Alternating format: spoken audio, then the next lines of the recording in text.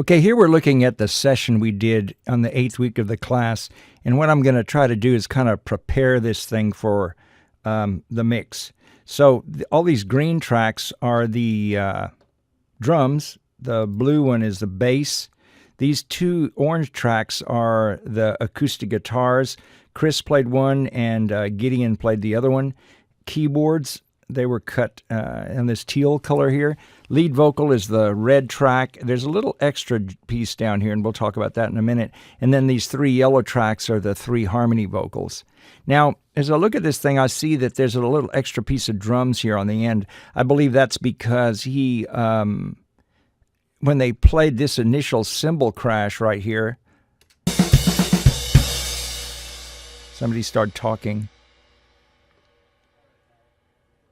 So I asked the drummer to bang another cymbal crash, and we're going to tack it on the end there. So here we go. Let's look at all these green tracks here. I'm going to try to cut them right on that. I'm going to make them taller so I can see what I'm doing.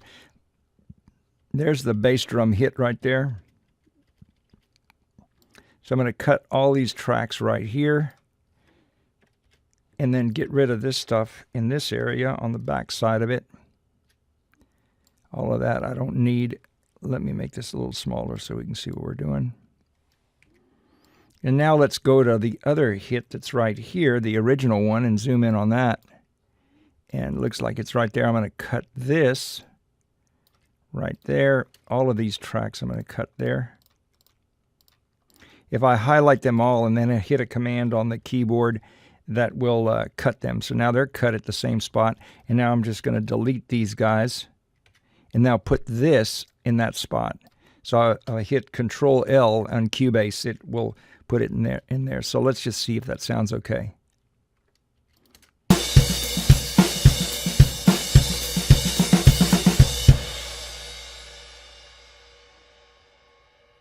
Okay, that sounds good. Another thing that we probably talked about before, but he has a floor tom here, and it's just kind of ringing out and making noise. And so, like when we're playing here, I'm going to solo it out. Listen.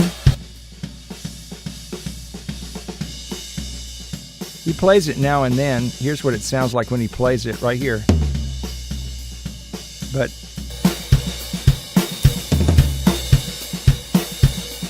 it almost makes it sound like a big marching drum, which maybe in some cases is not bad for a song like this. But what we're going to do is let's see. What I would usually do is just cut all these pieces out. Watch if you listen in this area. See, it's going boom. I'm going to turn off this track. See, that sounds much more solid. So let's go ahead and we're going to clean all this, the stuff. When he doesn't play the tom, we're going to clean it. So basically, I'm going to zoom in here. I'm going to cut right before it there. Go here and cut that. I don't need that. And now let's go to the next spot. I believe I told you that you can do this automatically if you like. So I'm going to pause here and go ahead and clean it, and I'll start up in a minute. Now we've got those tracks edited, and you see the toms. I'm going to lasso all these toms that are cut now, and then I'm going to zoom in on one so y'all can see what's happening here. Or here's a couple. I'm going to go to this top area here and kind of fade out so that the fade out of that tom sounds natural and it doesn't just go away real quickly. The next thing let's do is let's EQ the kick. We're going to get started with the kick. So if I EQ the kick by itself, listen to the kick by itself, it sounds pretty good, but I don't like some of the boxiness sound of it. So I'm going to go in here to the mid-range and take a scoop out of it like that.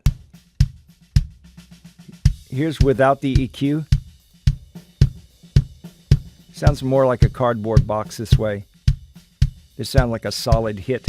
When you dump some frequency out here, I would recommend just sweeping it back and forth until you get the sound you like. Maybe something like that. I'll stop now. Now, let's see what we're going to do next. There's a little chunk of a bass guitar he punched in here. See, there's something here on the end we don't need of this bass. I'm going to lasso that and get rid of it.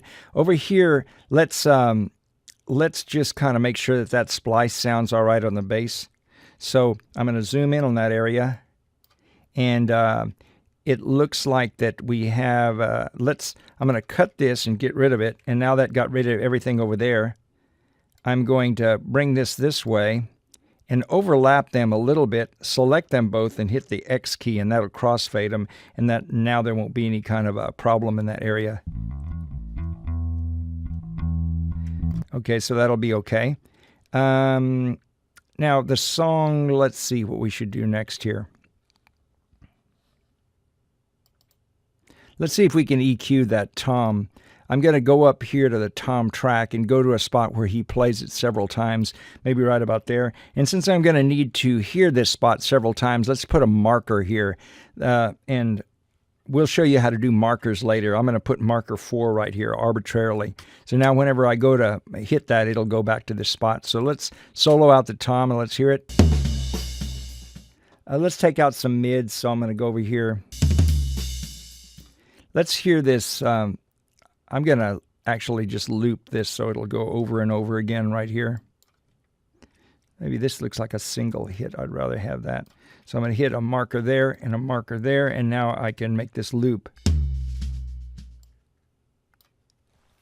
And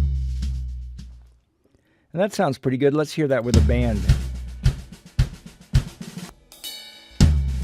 Let's hear what it sounds like down here.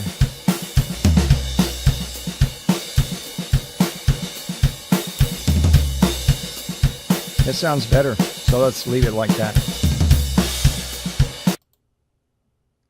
Next thing let's do, let's take a look at this keyboard track. It looks like, see how this area looks hatched? That means that there's actually 2 recordings there, one on top of the other.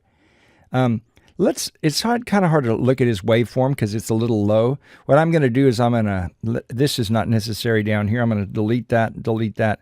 Let's lasso all of his stuff and let's turn up the gain. We're going to boost his gain by, maybe let's go say about like 10 dB, and then his waveform will be hotter and we'll be able to see it better. Okay, so that looks better. Now let's go to the beginning of his thing here, zoom in there, and let's make his track taller so we can see it. Let's cut it right here. He's not playing anything before that. Do a quick fade in so there's no funniness there. Let's go to the next junction, which is right here. And there's a key I can hit on Cubase that will delete all the stuff that's overlapped and only reveal what's on top.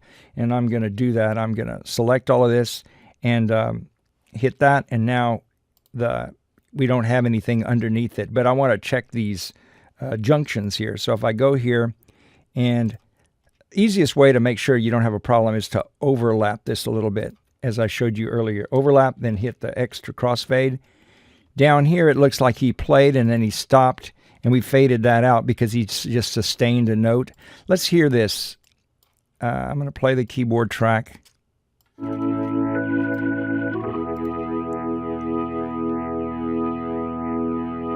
And then he just kind of stopped there. But he instructed me to fade that out because he would have had a hard time fading it. So we'll do like that, and it'll fade out.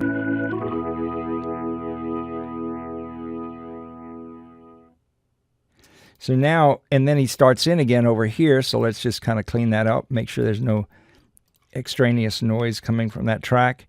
And then here on the end, let's zoom into there and clean that up. Don't need that. Bring this back in a little bit. And now that's ready to go. The next thing let's talk about is how we're going to add some processing to these tracks. Here's the bass track, and let's look at that. Here's this is the actual place where you look at what's happening with the track. Here's the inserts and here's the send effects. So over here, what I usually like to put on the bass is a compressor made by it was a compressor we used to use in the old days called an LA2A. It's an old tube compressor, and it really sounds nice in the bass and keeps the bass nice and level. And nowadays it's made by the same company, but You don't. It's a software version of that. It's part of a bundle called the UAD2 bundle, and I highly recommend it. It's got some great sounding plugins. So let's solo out the bass and just kind of adjust this compressor.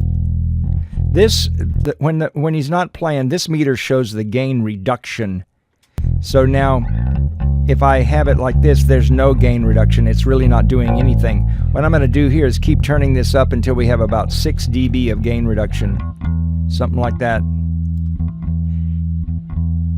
And then this changes the meter so it reads the output here. So let's change this. And now when he's playing, that looks a little too hot. Let's turn this down. I usually like to hit this thing pretty hard because it emulates what happens to a tube piece of gear when you hit it hard. Now I know the overall signal sounds a little quiet now, but we'll deal with that in a minute. Let's look at a peak reduction again. That looks good. Let's take this off, and now we're gonna continue. That was an ugly sound. At the very end, he hit an ugly note. We might need to address that. So on that bass, let's try to maybe EQ it a little bit. I want to dump maybe out a little mid-range or lower mids. Turn it up a little bit. Here's without the EQ. Let me stop and stress something to you. It's kind of pointless to sit here and try to EQ or mess with the effects on an instrument when it's soloed. Soloed, that means that you're hearing it all by itself. You really need to kind of hear it with the rest of the music. So I even make that mistake myself sometimes. So I'm going to unsolo it, and let's hear it with the rest of the music and see how we like it better. Home.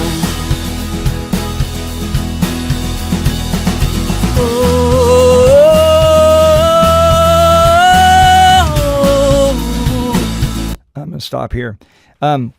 Yeah, it seems to just kind of muddy things up with it without EQ'd. I like to take out this lower mids, and that seems to make it sound the whole mix sound clearer. Let's continue with mix here. We got some, not really going to do much compression to the drums here. We did EQ the kick, we EQ'd the tom, we got some EQ and compression on the bass. These acoustic guitars, I think it'd be better if we don't compress them. They look pretty level. We don't need to smash them, but that's something you could experiment with. The keys aren't going to need any kind of processing. Maybe a little reverb. Now, for lead vocal, let's get to that. We need to put something on him. So, first of all, I recorded him with that Neumann mic, and there's no low cut on it, so we need to knock out a little of the subsonic frequencies. So let's patch in some sort of a low frequency filter, something like this, that will maybe we'll put it down here, maybe like 80, 70 hertz. Now, you might think, well, why don't you just EQ it here, Marius? Well, no, I'm going to put a compressor in here in these inserts, and I want to EQ it before it hits the compressor. So the next thing let's add here is this compressor. This is called an 1176, and it's a very popular compressor from the old days. And nowadays, again, this is the UAD2 thing. And I use a preset called gentle vocal compression, and it works really well. And then the last thing I like to do here is use something called multi-band compression. And that's made by a company called Waves, and it's called the C6. And the preset I like to use here is called, it's called Pop Vocal. It's listed under, it used to be called C4, now it's called C6. Old school C4, down here it says Pop Vocal. It pats that in. And now we've got those three things as inserts on him.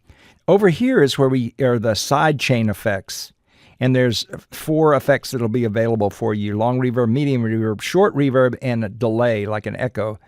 And we'll probably use this same chain, these same settings on the harmony vocals. So, good luck with the mix.